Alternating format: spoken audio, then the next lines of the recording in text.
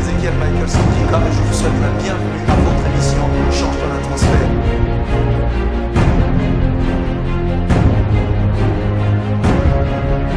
Nous sommes en train de servir Dieu, mais plus avec la même gloire, plus avec la même énergie, parce que dans les cœurs, il y a la soif de Dieu. Ma prière est que, alors même que vous suivez cette émission, que la présence de Dieu entre dans vos maisons, que la présence de Dieu entre dans vos bureaux, que la présence de Dieu entre dans vos chambres là où vous êtes, et qu'une nouvelle visitation vous soit accordée.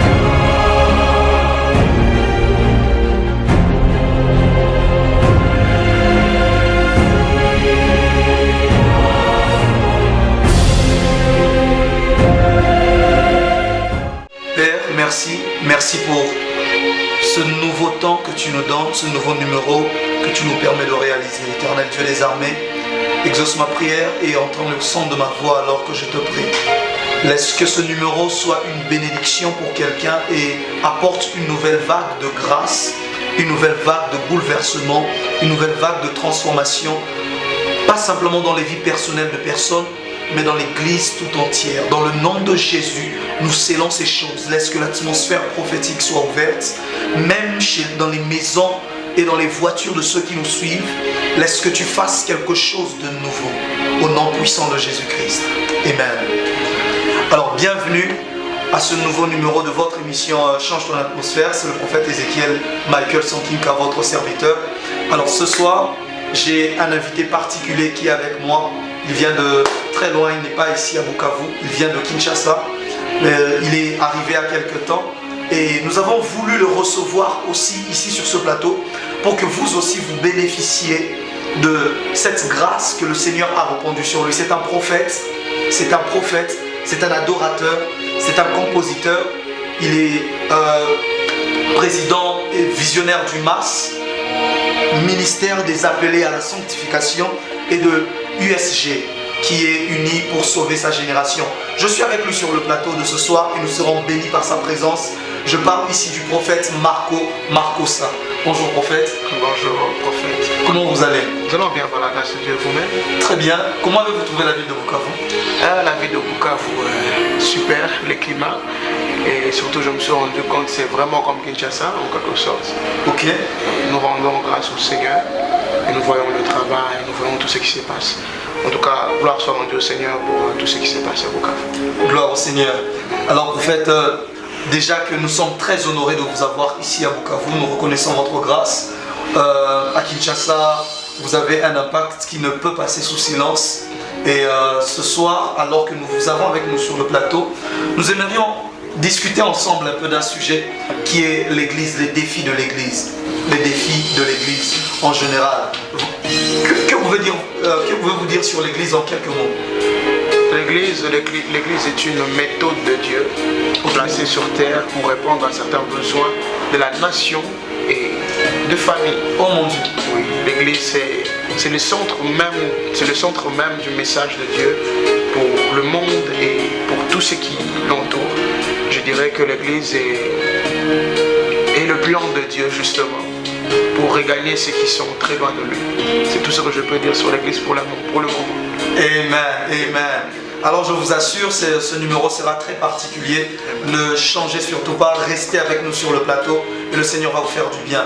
Alors ce soir, on aimerait parler de l'église. Vous voyez, lorsque l'on parle de l'église dans les Écritures, on voit que cela vient du mot grec ecclésia, qui parlait de ceux-là qui discutaient des affaires de la société.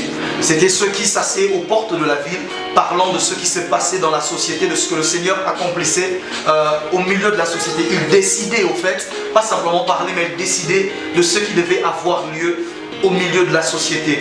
Et ne pensez-vous pas que l'Église a un peu perdu cette particularité? Dire un peu c'est trop, dire beaucoup c'est mieux. Je dirais que l'Église a perdu exactement tout ce qui faisait sa beauté et sa force de l'époque. Je dirais que l'Église a beaucoup perdu, pour ne pas dire un peu. Parce que je regarde aujourd'hui la manière dont Rome est en train d'avancer, la manière dont l'Italie et autres pays de l'Europe sont en train d'avancer. Je peux vous certifier qu'en réalité l'Église a perdu énormément de choses. Et c'est un peu décevant et ça fait très mal. Très mal. Yes. Parce que lorsque nous scrutant les Écritures, on se rend compte que dans la pensée de Christ, lorsqu'il est venu, il n'était pas venu d'abord établir des bâtiments, mais il s'est choisi 12 personnes qu'il a appelées des apôtres.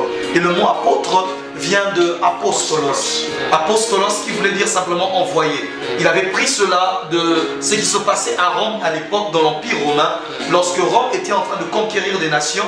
Parce que différemment des Babyloniens et des autres, lorsque les Babyloniens venaient pour conquérir, ils prenaient des captifs et les emmenaient dans leur nation. Voilà pourquoi le Seigneur Jésus, en venant, ne nous a pas enlevés directement. Parce qu'il n'a pas fait comme les Babyloniens qui venaient et emmenaient des captifs. C'est là que l'on a retrouvé Daniel, Ézéchiel, qui se sont retrouvés à Babylone parce qu'ils étaient simplement des captifs qui ont souffert de la déportation.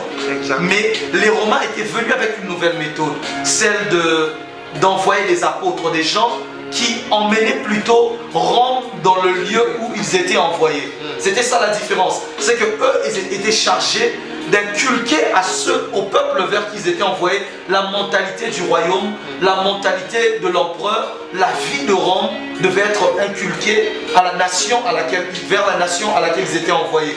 Mais l'on se rend compte que de plus en plus, nous avons perdu cet aspect d'apostolos. Nous avons perdu cette mission d'inculquer le royaume.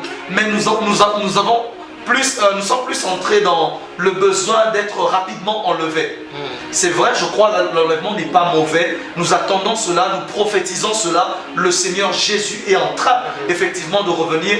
Mais le fait de savoir qu'il est en train de revenir devrait nous pousser à inculquer aux nations la mentalité de notre royaume. C'est pour cela qu'il disait aux apôtres, priez et dites que ton règne vienne.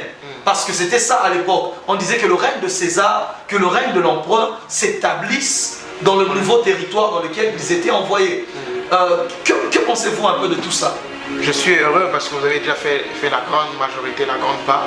Vous avez très bien expliqué les choses comme les choses s'est passées à l'époque. Et pour ajouter simplement, je dirais que de plus en plus nous sommes en train d'avancer. L'Église qui doit normalement inculquer les bases dans les nations, même dans le gouvernement, même dans la société, j'ai comme l'impression qu'ils commencent de plus en plus à se fier un peu plus à ce qui manque à leur ventre. L'Église est en train de perdre en qualité de serviteur. Pourquoi? Parce qu'on se focalise sur nous et non sur la nation et non sur les personnes qui sont autour de nous. Et c'est ce qui est décevant et ce qui fait très mal. Mais je pense que ce genre de missions doivent à tout prix se multiplier. Pourquoi? Parce que plusieurs personnes doivent comprendre la mission de l'Église. La mission de l'Église n'est pas simplement d'être reconnu soi-même, mais c'est plutôt d'être le représentant de quelqu'un, que les autres doivent connaître. Si vous remarquez très bien lorsqu'il dit que j'enverrai sur vous le dunamis, il parle en réalité d'une puissance que la Rome n'avait pas encore, que les Romains n'avaient pas encore. Les Romains ils avaient des chevaux, ils avaient des chars, mais ils n'avaient pas la dynamite. Le mot dunamis parle de la dynamite, et tout celui qui porte la dynamite sur lui est en réalité un kamikaze. C'est quelqu'un qui n'a pas de volonté. Il part pour faire ou accomplir une mission qui lui a été confiée par quelqu'un.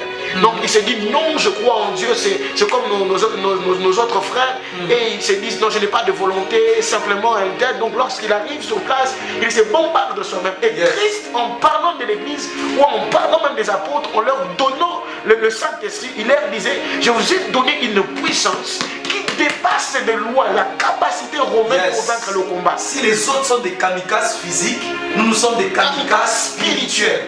Donc ça veut dire que nous n'avons pas de volonté. Un chrétien en quelque sorte, où l'Église est l'Église des missionnaires, c'est l'Église des kamikazes. Et lorsque l'Église comprend ces choses, l'Église devient de plus en plus parfaite et meilleure selon la pensée de Dieu. Mais ma plus grande prière aujourd'hui, surtout dans cette émission, que ceux qui nous suivent, que vous soyez prêts à comprendre et à recevoir la pensée de Dieu. L'Église n'a pas été envoyée sur terre pour être des personnes, mais plutôt pour être une équipe. Parler d'une église en parlant d'une personne ou d'une autre, c'est oublier le principe spirituel. Voilà pourquoi même Christ lui-même ne s'était pas présenté seul sur terre, il n'a pas accompli tout seul sur terre. Il est venu, il est mort sur la croix, mais il a laissé des gens. Et lorsqu'on parle de l'église, il faut toujours parler des générations qui viennent après. On ne peut pas parler d'une église sans parler des générations qui doivent venir après. C'est un peu ça. J'espère tout au long de cette émission, nous allons parler un peu plus de défis.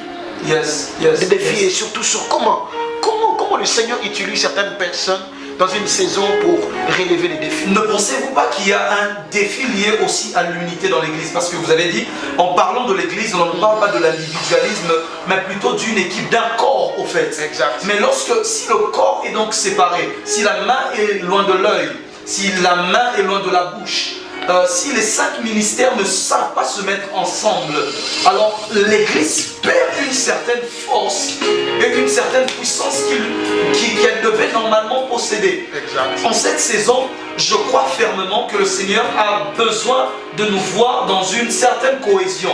Unité ne veut forcément pas dire qu'on est tout le temps ensemble, mais que l'on est en train de travailler pour le même but, pour le même objectif. Parce que je pense qu'il nous arrive très souvent de confondre le combat. C'est un peu comme Eliab qui commence à croire que le combat c'est celui de David en évitant Goliath qui est devant.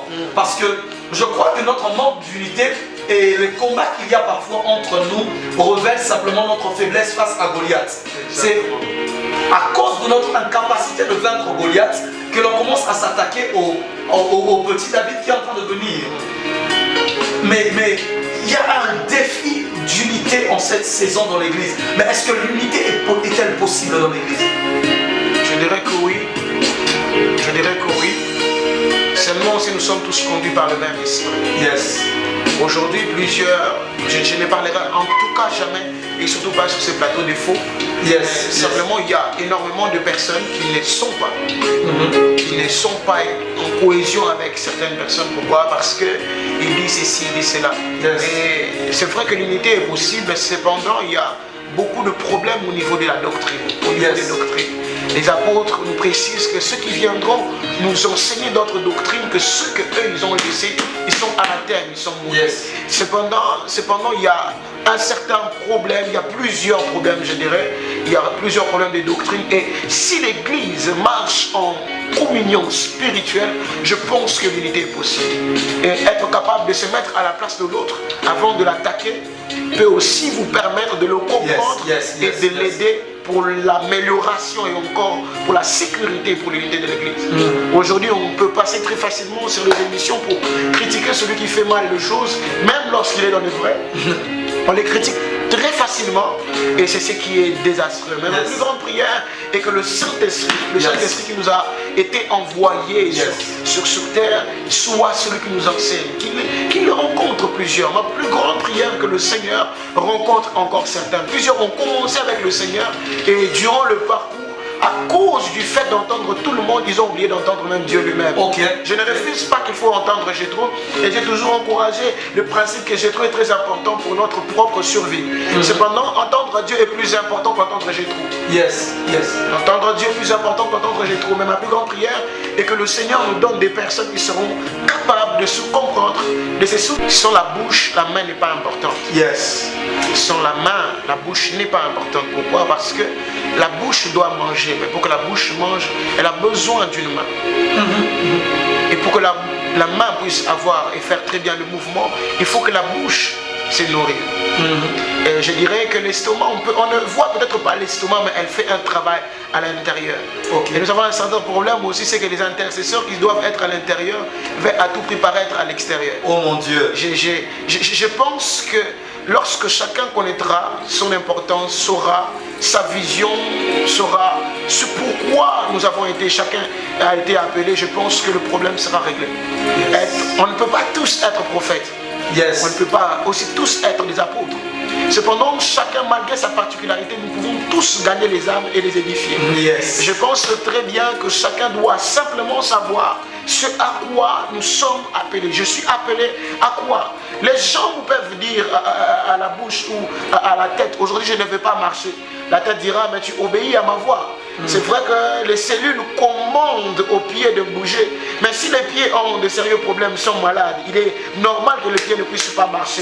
Et ma plus grande prière est que la tête ne puisse pas simplement dicter, mais que la tête puisse aussi être capable de comprendre que les pieds ont des problèmes. Yes. Lorsque je suis malade et lorsque ma main est blessée, c'est tout le corps qui est pénalisé. Et aujourd'hui, plusieurs oublient que lorsque je ne fais pas mon travail, lorsque la main veut à tout prix marcher comme les pieds, on nous verra comme des monstres. Yes. En chemin, nous serons les personnes. Oh, mais qu'est-ce qui se passe? Qu'est-ce qui se passe? Je prie tout le temps le Seigneur que chacun sache quoi faire, quand faire et où le faire. L'église. L'église. L'église. Alors, quels sont finalement ces autres défis que l'église a aujourd'hui? L'église a énormément de défis. J'aimerais qu'on puisse aller très rapidement dans le juge. Je prendrai peut-être le 13e chapitre. Dans le juge, vous remarquerez ici qu'on parle d'un homme appelé Manoach ou Manoach pour les autres. Et avant de parler de lui, on dit simplement que les enfants d'Israël firent encore ce qui déplaît à l'Éternel. Firent encore ce qui déplaît à l'Éternel. Et l'Éternel les livra entre les mains des Philistins pendant 40 ans. Plutôt 40 ans. Pendant 40 ans. Ensuite vient Manoach, ensuite vient la femme de Manoach, ensuite vient l'ange qui apporte un message en une saison, et ensuite la mère tombe enceinte, ensuite l'enfant vient. C'est que le processus est souvent déclenché lorsque le peuple reconnaît avoir péché contre Dieu. Lorsque l'Église se rend compte que nous avons péché vers le Seigneur, l'Église commencera déjà à régler les problèmes des défis. Ok. En réalité, le plus grand défi que l'Église a dans cette génération, c'est d'abord retourner vers le Père. Yes. Retourner vers le Maître. C'est le tout premier défi que nous avons. C'est que la Bible déclare, si mon peuple est sur qui il est invoqué mon nom, si mon peuple est sur qui il est invoqué mon nom, s'humilie, prie et cherche ma face. Et ensuite, à la fin, vous remarquerez qu'on ajoute pays. Ok. Je ne veux pas aller très loin, je veux simplement. Ensuite, on ajoute au pays. C'est qu'en réalité, l'Église a plusieurs défis, mais qui touchent aux nations. C'est que la première chose, c'est que l'Église doit d'abord retourner vers lui-même, le Père. C'est le plus grand défi. Savoir retourner à chaque fois vers le Maître lorsque nous péchons. Ensuite, savoir reconnaître les anges ou encore les missionnaires que le Seigneur envoie dans une saison dans l'Église. Ok. C'est que chaque saison, dans chaque saison, Dieu peut élever un prophète. En une saison, il peut élever un apôtre. En une saison, il peut élever des évangélistes. Il n'y a pas très longtemps, les réveils qui a suivi les vagues, le vent avec les papas Edina Bala, juste après, il y a eu des évangélistes. Les évangélistes, c'est les Sonika Fouta, surtout pour notre pays. Une vague d'évangélistes. Et ces hommes ont travaillé comme pas possible. Et parfois, que Dieu bénisse ces généraux qui sont passés. Que Dieu bénisse ces généraux qui sont venus, car à cause de nous, aujourd'hui, on peut parler de Christ. Yes. Et leur attaquer, parfois, je reste, je dis, mais est-ce que nous réalisons que nous attaquons les piliers de l'Église? C'est impossible de toucher le pareil homme. Il ne faut pas toucher. L'Église doit reconnaître, après être revenu vers le Père, ils doivent savoir protéger et sécuriser les hommes, les instruments que Dieu a utilisés pour leur visitation. Et c'est quelque chose que l'Église est en train de perdre. Excusez-moi pour toucher un tout petit peu ces hommes. Je n'ai jamais vu quelqu'un passer à la télé pour commencer à critiquer un faux abbé ou un faux, comment on les appelle? Un faux abbé ou un faux cardinal, etc. Personne. Et parfois sur Internet, on voit que certains disent qu'il y a des pédophilies, il y a la pédophilie à l'intérieur, Rome nous ment ici. Mais aucun d'entre eux ne peut se lever pour dire du mal. Et je n'ai jamais jusque-là, jamais vu un musulman en train de parler très mal d'un imam. C'est parfois inconcevable de voir chrétiens que nous sommes, certains qui viennent à peine dans le christianisme en train d'attaquer les pères qui sont passés. Pourquoi? Parce qu'il a entendu qu'il a fait quelque chose, ou soit il a fait en train de faire quelque chose. ce qui est terrible, c'est que Élisée était propriétaire de son corps. Il se nourrissait de certaines choses qui accéléraient le processus de la calvitie. Mais lorsque les enfants sont sortis pour simplement attaquer sa calvitie, ce qui est incroyable, c'est que un mot, une phrase simplement a fait que les enfants puissent être dévorés. Et parfois je me suis dit, mais quel homme peut-il faire ça? Or, les erreurs étaient de lui-même. Tout provenait de lui-même. Quelqu'un qui m'a toujours intrigué dans Genèse, c'était Noé. La Bible déclare qu'il prit la vigne. Il mit la vigne en sécurité. Ils sont arrivés au bout de 40 jours. Ils sont arrivés au bout. Ensuite, il planta la vigne, la Bible déclare. En plus, il fut le vin avec la vigne. La Bible précise. Il prit du vin et il s'enivra lui-même. Pire encore, il s'est enivré dans sa propre tente, sous sa tente. Et le fils vient, il découvre son père nu. Mais ce qui est bizarre, la Bible précise que c'était sous sa tente. En réalité, les enfants ou l'église que nous sommes, nous allons jusque dans les tentes de nos pères pour sortir les femmes, pour sortir les bêtises et venir les relater devant les hommes. Voilà pourquoi l'église rencontre de sérieux problèmes. Dire du mal d'un père, c'est en réalité hypothéquer son avenir. Oh my goodness. Que Dieu nous bénisse. Je pense que l'église doit... Nous devons revoir énormément de choses. Je ne peux pas passer à la télé pour exposer la nudité d'un père. On a besoin qu'une génération de SEM s'élève, de ceux-là qui savent prendre le manteau. Nous prions pour qu'une génération de SEM se lève afin de ne pas révéler l'immunité des pères et la lèpre de Naaman. Dans le nom de Jésus. Au nom de Jésus-Christ. Et parmi les défis encore, c'est que l'Église doit apprendre à respecter le sacré. Au fil des années, l'Église ou encore les membres, les partisans des églises avons perdu le respect du sacré. Pourquoi nous ne vivons plus Dieu comme auparavant? Tout simplement parce qu'on ne respecte plus le sacré. Aujourd'hui, nous avons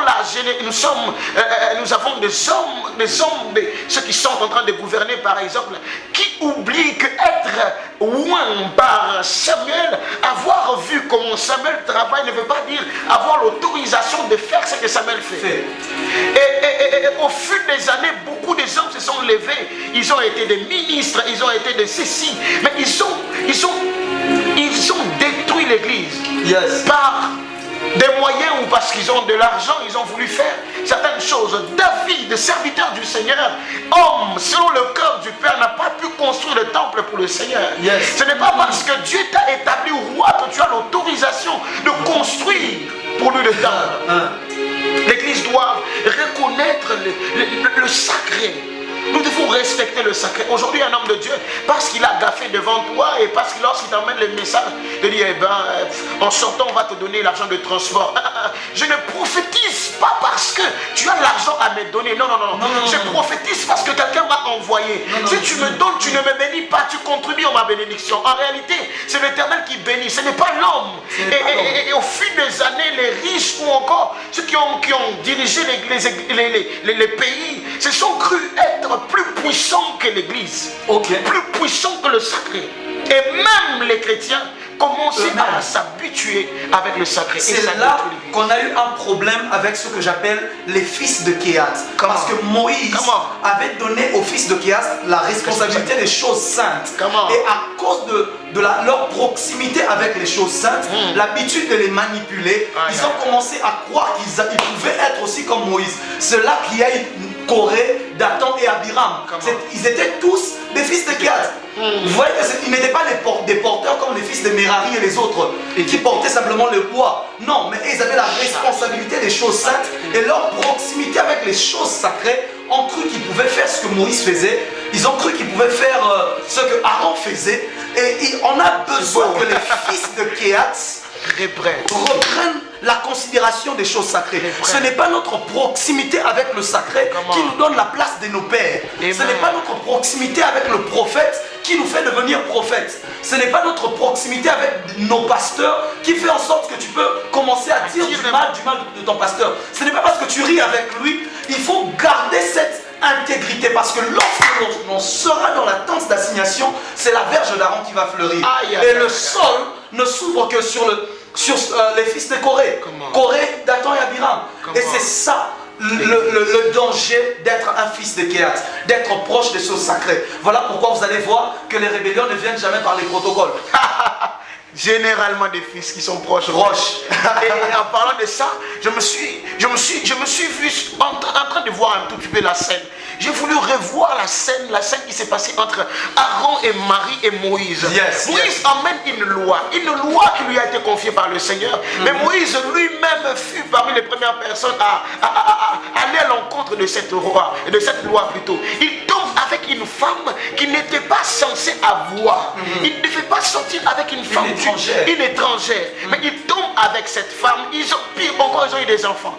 Marie s'élève tout bonnement et Aaron aussi s'élève. Ils disent, mais Moïse, tu penses que tu entends Dieu toi-même ou quoi? Or, ils oublient qu'ils n'ont pas été appelés. Ils ont simplement été greffés dans la mission de Moïse.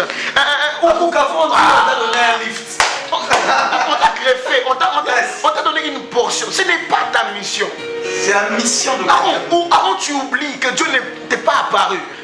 Dieu n'était pas apparu. Voilà pourquoi vous remarquerez, même dans Nombre 30, vous remarquerez plusieurs choses. C'est que lorsque Moïse n'était pas là et qu'il montait sur la montagne, Aaron n'avait pas de leadership. Aaron restait en face du peuple et le peuple le conduisait. Lui disait, fais pour nous ça, fais ça, nous avons besoin d'un Dieu. Donc Aaron ne s'était pas imposé. À part s'imposer, Aaron ne savait pas où ils étaient en train d'aller. Ce n'est pas parce que tu travailles avec moi, tu es appelé, tu es associé pasteur. Surtout les associés pasteurs. Oh mon Dieu. Excusez-moi. Tu travailles avec le prophète, tu travailles avec le pasteur. Il t'associe dans l'œuvre. Tu te dis non, ce n'est pas parce qu'il n'est pas là que non. Moi aussi je peux faire ça. Non, attention, il y a un problème. Le respect du sacré est très important. Ce que Dieu a dit à ton père, ça reste entre lui et ton père. Lorsque ton père te partage le secret, ça ne veut pas dire qu'automatiquement tu deviens ton père. Non. Le respect du sacré. Les fils d'Élie, ils ne sont pas morts parce qu'ils ne savaient pas quoi faire. Ils savaient quoi faire. Et généralement, on s'imagine que connaître ce que l'on doit faire suffit. Non, respecter, c'est aussi important. Le respect du sacré ne veut pas dire simplement connaître le sacré, mais ça veut aussi dire déjà appliquer ce que l'on connaît. Mon peuple est détruit, manque de connaissances, vous serez exclus de mon sacerdoce. Aujourd'hui, on a beaucoup de gens qui veulent servir dans le sacré sans connaître. Sans connaître le sacré. Or, celui qui ne connaît pas ne doit pas servir. Celui qui ne connaît pas ne peut pas servir. Et aujourd'hui, on a des gens tu as rêvé, juste un rêve. Dieu me dit de commencer une église. Non, tu as vu une vision. Dans la vision, tu as vu que tu étais devant les gens en train de prêcher. Ça ne veut pas dire que Dieu a dit que tu dois commencer une église. Peut-être que Dieu veut simplement que tu te prépares. Bientôt, là, on va t'inviter dans un ministère pour aller prêcher. Et non. Aujourd'hui, un rêve fait naître une église alors que tu n'as pas encore appris. Quel Dieu que tu sers? Tu sers celui que tu ne connais pas. Le problème lorsque on a emmené un peuple qu'on a appelé plus tard les Samaritains en Israël, c'est que ce peuple a voulu servir le Seigneur, mais il ne connaissait pas. La Bible dit qu'il ne connaissait pas servir le Dieu du pays. 2 Rois chapitre 10, si je ne m'abuse. Il ne connaissait pas servir le Dieu du pays. La Bible dit que les lions sont sortis de la forêt et dévoré le peuple. De telle sorte que l'on a été obligé d'envoyer des sacrificateurs de Babylone qui avaient été déportés, de les rapatrier afin d'enseigner au peuple à servir le Dieu du pays. Le problème n'est pas d'avoir la volonté de servir Dieu, c'est bien. La volonté de servir Dieu est une bonne chose. Mais il faut connaître comment est-ce que l'on sert le Dieu du pays. C'est pour cela, avant que Aaron et ses fils ne soient établis comme sacrificateurs, il a d'abord commencé à dire à Moïse comment est-ce que les choses devaient se passer. Les choses devaient avoir une certaine succession. Il devait y avoir un certain ordre. Il devait y avoir un certain respect de normes. Ils avaient des aliments particuliers.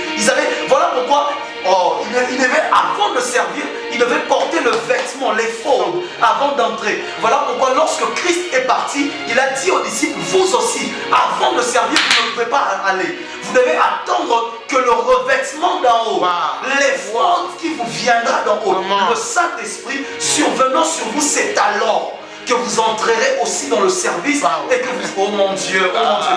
Il est temps de respecter le sacré. Il est temps de respecter le sacré. Mais nous avons aussi un grand défi, peut-être le dernier dont nous parlerons ce soir en quelques mots, la prochaine génération. La prochaine génération. Il y a un grand défi qui se situe à ce niveau. J'aimerais que vous en parliez un peu. Vous savez, Christ dit, il vous est préférable que je m'en aille. Yes. Cependant, je ne vous laisserai pas seul. Il vous est préférable que je m'en aille. Ensuite, il ajoute, il dit plus bas, il dit, allez et faites de toutes les nations mes disciples. Il n'a pas dit, allez et gagnez les âmes. Oh my God. Nous n'avons jamais été envoyés sur terre pour gagner les âmes. Nous avons été envoyés sur terre pour faire des disciples. Et faire des disciples, c'est justement préparer la relève. La relève. Oh mon Dieu. Parce qu'après nous, qui va continuer l'œuvre? Qui va continuer l'œuvre? Aujourd'hui, on a excusez-moi maintenant de parler un peu de notre génération. Yes. On a des serviteurs de Dieu que Dieu appelle, par exemple, comme ceux-là qui font des rêves et puis se lèvent, ils commencent une église ou un ministère. Ils arrivent, pourquoi? Parce que justement, il n'y a personne pour les apprendre aussi. Il n'y a personne pour leur dire c'est comme ça qu'on fait. Lorsque tu vois ça, il y a ça, il y a ça. Aujourd'hui, nous sommes des autodidactes dans les choses de Dieu. Dans beaucoup de domaines. Dans beaucoup de domaines. Les pères qui sont censés être nos repères n'ont plus de temps pour nous. Ils ont simplement le temps pour le service. Yes. Ils ont le temps pour gagner les âmes, mais ils ne prennent pas le temps pour former ces âmes. Or, nous ne sommes pas venus sur terre pour gagner les âmes, mais plutôt faire des disciples. Qui dit disciple dit discipliné. Qui dit disciple veut simplement dire obéir à la voix du maître. Yes. Le reste vient après. Lorsque on voit des disciples de cette génération, on a comme l'impression qu'ils sont les maîtres de cette génération. On oublie que nous allons tous passer. Nous allons tous passer. Même Christ lui-même, celui qui est venu mourir sur la croix pour moi, m'a dit qu'il est préférable qu'il s'en aille. Pourquoi? Parce que celui qui allait venir allait faire mieux que lui. Ça veut dire que les générations qui doivent venir doivent toujours être bien formées pour faire mieux que nous. Un père qui ne forme pas un fils, qui n'inculque pas dans son fils la capacité de faire mieux que lui. Excusez-moi, je dirais c'est plutôt comment je peux dire? J'ai vu d'étudier ces termes-là pour éviter des problèmes. Mais sérieusement, ce que j'aimerais dire simplement à tous nos pasteurs, je sais que certains nous suivent de près et certains parfois ne nous disent rien mais nous suivent.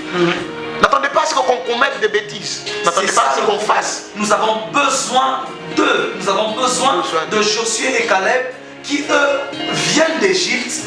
Même si les autres sont morts, Josué et Caleb sont restés. Nous on est nés dans le désert. On a besoin de ceux-là qui ont vécu avec Moïse, qui ont vécu avec Aaron, qui savent comment les choses se passaient, afin de nous apprendre aussi. Comme je le disais, il y a un homme que je regrette énormément. Je me suis toujours dit que l'apôtre Aïdine Abala avait beaucoup à nous laisser. Je parle très bien, je parle de Congolais en particulier. C'est que cet homme a atteint certaines choses, un certain niveau. Et je pense qu'il avait beaucoup à nous enseigner. Par écrit, pas simplement par oral. Je pense qu'on aurait eu des écoles et beaucoup de choses venant même de ce temps. Des livres. Pourquoi? Nous sommes à la recherche des hommes et des pères qui sont capables de dire parfois aux jeunes, il y a ça, il y a ça. Voici comment on fait, voici comment on fait. C'est vrai qu'il y a toujours des orgueilleux dans notre génération, mais dans la vôtre aussi on avait. Donc il ne faut pas simplement dire que la nôtre elle est pire, la vôtre aussi elle a eu beaucoup de choses. Mais nous croyons tellement à nos pères que nous recherchons simplement des hommes qui sont capables de nous tenir par la main et nous dire il y a ça, voici. Avant que nous commettions des erreurs. On n'a pas besoin d'apprendre par des erreurs. Il y a d'autres qui en ont commis avant nous. On a besoin d'eux pour nous dire ce chemin que tu empruntes ce n'est pas le bon. Emprunte un autre chemin. Mais il y a aussi l'autre défi, c'est que les fils ont un problème parce qu'ils n'écoutent plus les pères aussi. Un fils qui n'écoute plus le père ne l'écoute plus beaucoup. plusieurs raisons. Yes. C'est qu'un père qui s'est autoproclamé, ou soit qui est notre père, que nous avons reconnu comme étant père, d'abord dans cette marche-là, que l'on a reconnu comme un père, doit prendre ses responsabilités. Yes. Je vois très mal un fils qui a été sous un père, qui a appris sous un père, finit par ne plus écouter son père. Même si lorsque le père se déroute, il y a toujours certaines choses du père qui restent. Yes. Ça veut donc dire que le père sème généralement dans le cœur des enfants ou des fils certaines choses qui font à ce que le fils ne le coûte plus ensuite. D'accord. C'est que la responsabilité, c'est aussi la responsabilité du père de toujours veiller lorsque l'enfant commence à s'égarer. Yes. Donc l'égarement a toujours été causé par certaines choses aussi du père, mais aussi à cause de la sémence qu'il y a déjà dans le cœur du fils. C'est que la plupart des gens qui sont autour de nous ne sont pas des fils, ce sont des Judas.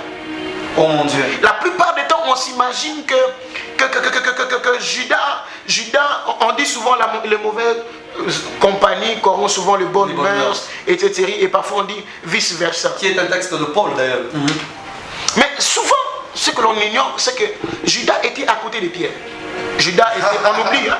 Judas était à côté de Pierre, Judas était à côté des gens.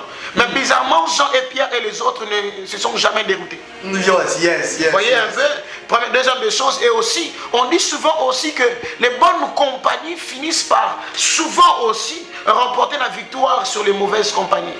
Et parfois, je suis aussi d'accord. Mais cependant, Judas était à côté des gens. Il était à côté de Pierre. Pire encore, il était à côté de Jésus. Mais il n'a jamais changé. Mais il n'avait jamais changé. La sémence. C'est que les pères doivent apprendre à détecter dans leur fils la mauvaise sémence. Mais aussi, ce que j'aime avec Christ, c'est que Christ, sachant que le fils qu'il était en train d'élever avec une mauvaise sémence, le Christ a continué à donner des enseignements. Il a continué. Ce que les pères doivent continuer à faire, c'est, même lorsque vous remarquez la mauvaise sémence, continuez à parler au fils. Ce n'est pas parce que nous ne vous écoutons pas que vous devez nous livrer entre les mains du diable. Vous devez continuer à prier et à parler. C'est que le père, lorsqu'il voit une mauvaise sémence, il chasse le fils. En le chassant, vous créez l'esprit de la rébellion.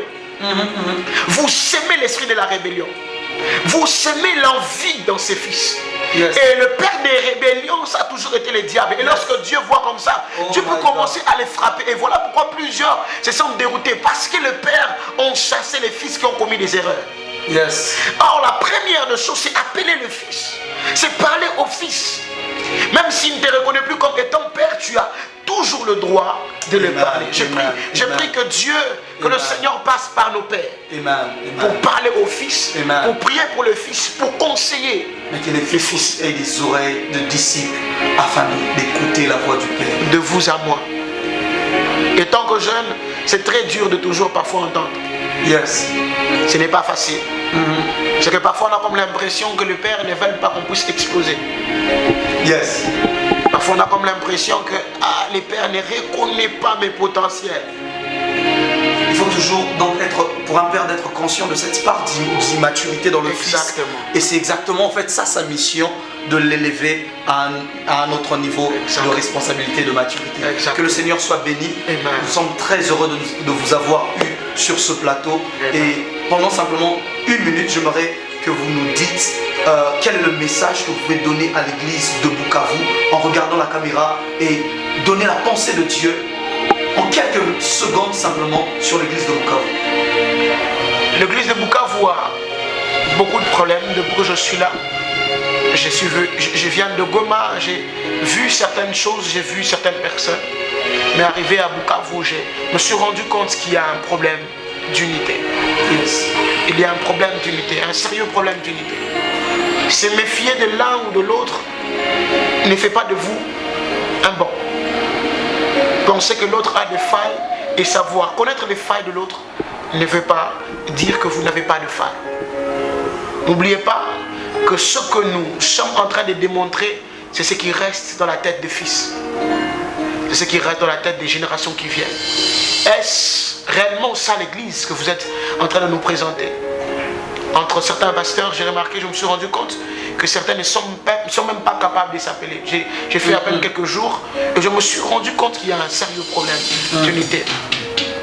Je prie pour l'église de Bukavu, je prie que le Seigneur nous rende unis. Yes. Malgré nos particularités, Yes. malgré les messages que nous avons. S'il te plaît. En réalité, nous n'avons pas d'autres messages. Non, mon message, c'est le message de la sanctification. Yes. C'est faux. Nous avons tous un seul message. Yes. Jésus-Christ. Jésus-Christ, par le moyen de la transformation, par le moyen de la sanctification, par le moyen du prophétique Jésus-Christ. D'ailleurs même, l'esprit de la prophétie et le témoignage de Christ. Donc vous ne pouvez pas dire et que le Seigneur bénisse l'église de Bukavu. Au nom de Jésus-Christ. Amen. Amen. Merci d'avoir été avec nous sur ce plateau. Alors nous vous disons pour très bientôt, vous aurez encore notre nouveau numéro. J'espère que le Seigneur vous a béni. J'espère que votre atmosphère a été changée. Merci prophète d'avoir accepté notre invitation. Pour tous ceux de Bukavu, nous vous invitons chaque dimanche à partir de 15h30 dans la salle de la FFP, en face de Marie-Claire, à côté de l'hôpital Biopharm, non loin de Niawera. Soyez bénis et que Dieu bénisse vos familles. J'espère que vous avez été édifiés. C'était votre serviteur, le prophète Ézéchiel Michael Sankinka, et avec comme invité le prophète Marco Marcosa. Que Dieu vous bénisse et à très bientôt.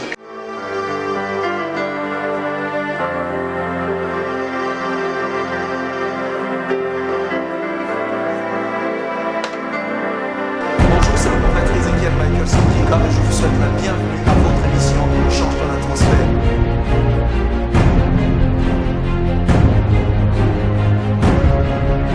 Nous sommes en train de servir Dieu, mais plus avec la même gloire, plus avec la même énergie, parce que dans les cœurs, il y a la soif de Dieu. Ma prière est que, alors même que vous suivez cette émission, que la présence de Dieu entre dans vos maisons, que la présence de Dieu entre dans vos bureaux, que la présence de Dieu entre dans vos chambres, là où vous êtes, et qu'une nouvelle visitation vous soit